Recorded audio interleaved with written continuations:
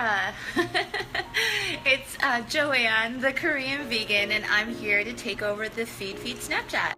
So it's already getting pretty dark here in Chicago and I like natural light, so I am going to post a screenshot of all of my various social media accounts for you guys.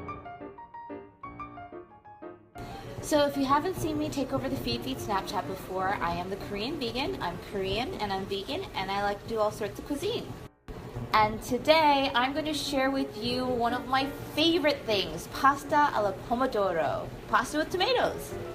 And at the very end of the takeover, I will screenshot a copy of my recipe card so you guys can take a screenshot of it too. Cool. All right, let's talk tomatoes. So we're talking about 7 to 8 fresh tomatoes, and buy them when they're in season, so summer. You can really get any kinds of tomatoes. I found that the juiciest tomatoes are the ones that are on the vine and sort of round and fat. But I do really love the flavor of, the Roma tomatoes, the ones that look like eggs. You'll just need to use more in order to get the same volume. So I have got a pot of boiling water to my left because what we need to do is skin the tomatoes. And now I'm going to show you a little hack for that. Yeah.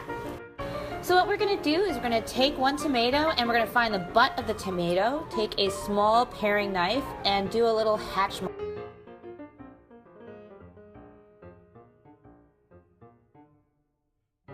Alright, so like I said, I have a pot of boiling water. I'm going to take all of the tomatoes that I scored and I'm going to stick them in. So we're going to leave the tomatoes in the hot water for about 30 seconds to a minute until the skin that you scored starts peeling away naturally. So you can already see for this one, that skin is already peeling away. You can take it out. And now I'm just going to run it under some cold water and the skin just peels right off. Super easy, right? So the other thing that we need to do now that we've peeled the tomato is to seed the tomato. So we're going to cut this into quarters. And what I like to do is just run it under some gentle water and then just pull the seeds out. It comes out clean. So everybody associates, spaghetti and red sauce and pomodoro with Italian cuisine, but the tomato actually originates from possibly South America, Central America, or Mexico, and at first, when Italians were introduced to the tomato back in the 1500s, they thought it was like the food of the devil, like it was horrible. Which I find pretty ironic because everyone just associates tomato sauce with Italy, and actually they really hated tomatoes at first. And in fact, the first real recipe for a red sauce was published in France, not Italy. One question that comes up a lot is, do I have to go through the step of peeling and seeding the tomatoes? And I leave that to you. Try it. I have actually tried it without seeding and peeling the tomatoes, and I didn't like the results. So, to each his own. After I'm done doing it this way, I'll show you an even easier way to get your tomatoes. Alright, tomatoes are all peeled and seeded, and I'm just going to take them out and run my knife through them.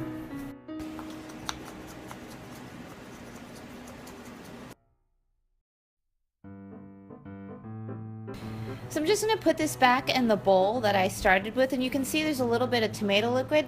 Leave it in there. Use it for your sauce. Why not? So there are quite a few ingredients to this sauce because I like to add in a lot of flavor, but this is sort of the base. So we've got shallots, we've got onions, we've got parsley, basil, carrots, roasted garlic, and we've got some good olive oil, we've got some balsamic vinegar, we've got salt, pepper, Italian seasoning, we've got veggie stock. As I mentioned, I'll be screenshotting or screen shooting a recipe card at the end that you guys can screenshot as well. And I have got a very exciting surprise announcement to make at the end of this takeover that I can't wait to share with you all. Oh, and remember when I said I would show you a second method for getting your tomatoes ready that's easier? That would be this. Do a little experimenting and hunting and you can definitely find boxed or canned tomatoes that are almost as good as the fresh ones. This is especially true in winter when tomatoes are not in season. Trust me, I've tried making it with fresh tomatoes. It's actually not even as good as the box. Like I said, there are so many different kinds, so experiment. This is just the brand that I prefer. It's sweet and I like it. Alright, so we are going to start with a big pot over medium-high heat and 2 tablespoons of olive oil. To that, I'm going to add some chopped onion. This is about 1/4 of an extremely large chopped onion. I'm also going to add 1 chopped shallot. If you don't have shallot, you can also just add another 1/4 of an onion.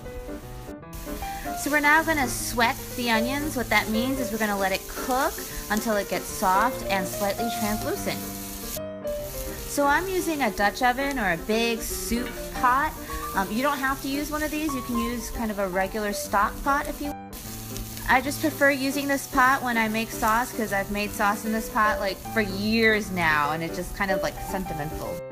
Alright, so now that the onions are nice and soft, we're going to add our garlic. This is some garlic that I roasted in the oven earlier this week. You can also use fresh. That's definitely one of the nice things about using roasted garlic as opposed to fresh garlic.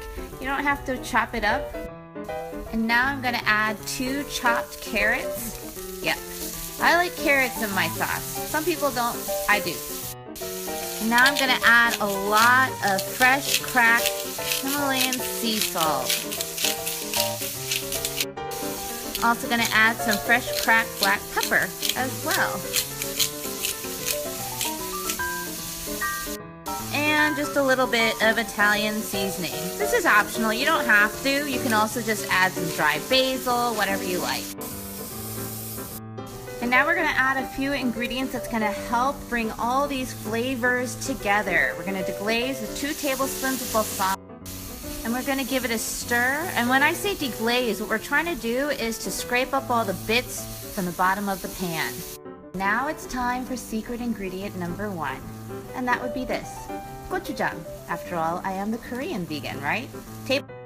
And we're just going to give this a good stir until all the veggies are evenly coated with the gochujang. So yummy. Next, we're going to add 1/2 cup of vegetable stock. And again, we're just going to stir with that wooden spoon and scrape up any of the delicious bits at the bottom of the pan. And finally, you guys are probably like, what about those freaking tomatoes? Alright, you can finally add the tomatoes. Alright, so to this, I'm going to add a cup of water, give it a stir, and let it come to a boil. So I like my pasta sauce a little bit on the sweeter side. I know some people like it more savory. I'm going to add just a teensy bit of this plant-based honey. And now that it's boiling, I'm going to turn down the heat to low. I'm going to cover the pot and let it simmer. Oh, and just in case you didn't see it, this is bee-free honey. It's plant-based and it's made from apples. Yeah, so cool. So while we wait for our sauce to cook, I thought I'd give you a little tour of my fridge because I just came back from the Korean grocery store. So the fridge is admittedly a mess, but that's because it's chock full of amazing things like these perilla leaves that I picked up. These are leaves that I grew up eating. So when I was little, my grandmother would always send us to the backyard where we grew these, and it would be my job to pick these for salads. This is a can of red bean paste, or pat in Korean. It's very sweet and delicious. It's used for desserts. If you head over to my Instagram, you can see that I actually used this to make some sweet Korean pancakes over the weekend. So good. What else do we have here? Oh, we've got doenjang, or fermented soybean paste, a Korean staple. So last night I was all about trying to show people how easy it is to make traditional Korean food, and doenjang jjigae is about as traditional as you can get. Think miso soup, you know, the kind that you get at Japanese restaurants, on crack. Oh, and then I'm like super excited about this, which is my homemade seaweed dashi. Of course, it's in a kimchi jar because we store everything in kimchi jars, including spaghetti sauce, as you'll see. But it's not kimchi, it's actually a stock that I made out of dried kelp and shiitake mushrooms that I'm going to use to make vegan fish sauce. And of course, tucked away in the very bottom is my mom's homemade vegan kimchi. I'm actually going to be demoing this using the dashi I made to make fish sauce, vegan fish sauce. That'll be happening on my Snapchat later this week. Excited! Alright, so our tomatoes have been cooking for some time now, and look at how gorgeous they look. They've completely deteriorated. I'm going to give it a quick taste to see if I need to make any adjustments. Oh, tastes perfect as is. So now I am just going to add my final touches, just some ripped up basil, fresh. I'm also going to add some fresh parsley I've chopped up and give this all a stir. So as you can see, there are some pretty big chunks of tomato in here. If you want to smoothen it out, you can always use an immersion blender. I'm actually one of those persons who prefers their tomato sauce to be very, very chunky. So final secret ingredient, giardiniera. Oh yeah, baby. I'm just gonna add the tiniest little bit. You know, when I first went vegan, one of my girlfriends suggested to me that I add giardiniera to my hummus as a good kind of vegan snack, and then I just took that and started adding giardiniera to everything.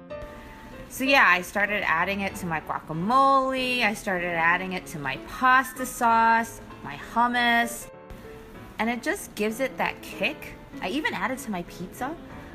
That kind of makes you like, oh, what's that? So by now you might be thinking that all the Italian purists are there like rolling in their graves and be like, what is this Korean person doing?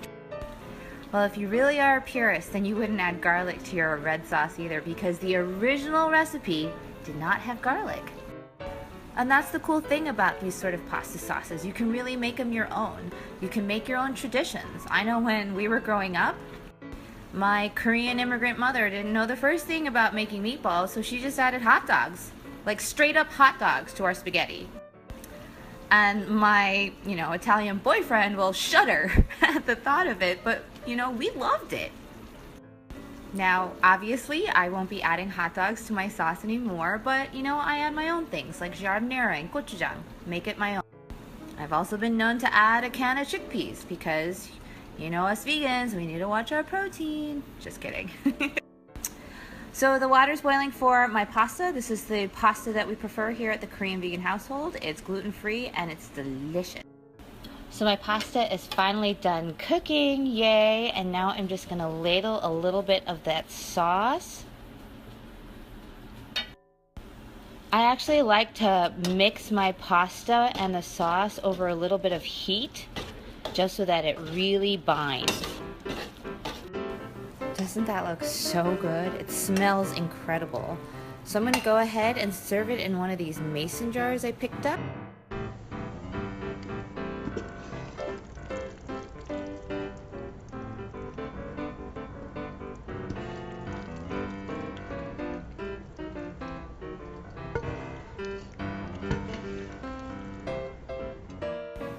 Gonna add a spoonful of this extra chunky sauce to the top.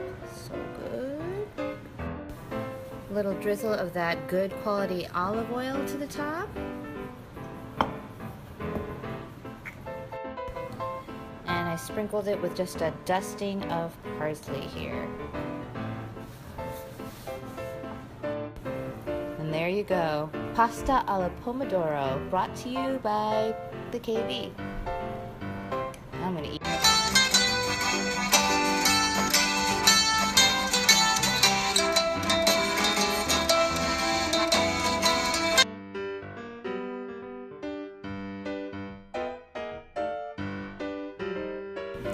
So every time I make my pasta sauce, I think of this picture that I took from Rome last year in Campo di Fiori.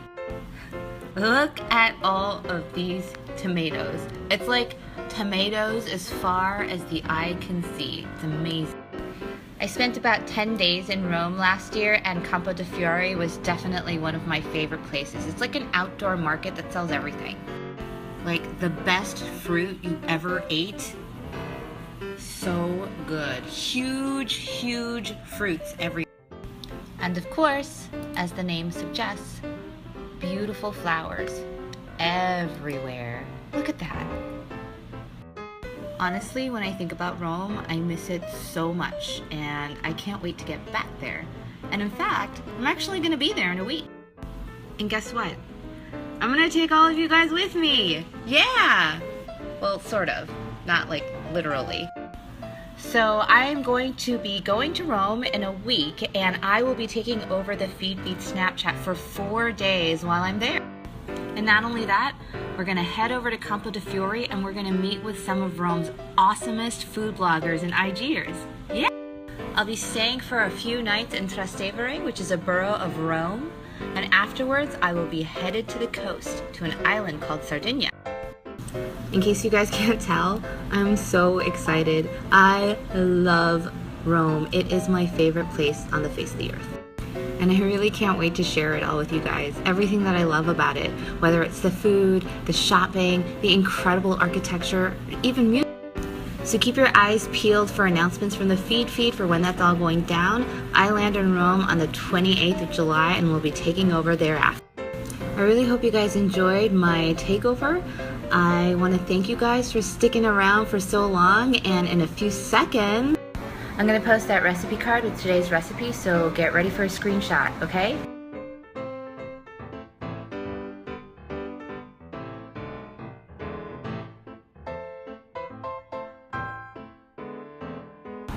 Alright guys, my phone's about to die, and quite frankly, I'm about to keel over myself, so I am going to sign off.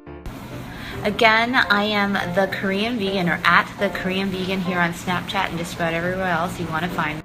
I want to thank you guys. I want to thank the Feedfeed. I want to thank the entire community for welcoming me every single time I do one of these Snapchat takeovers. And of course, if you guys are interested in sharing your own recipes or food stories with the Feedfeed community, do a takeover. Reach out to them on Snapchat.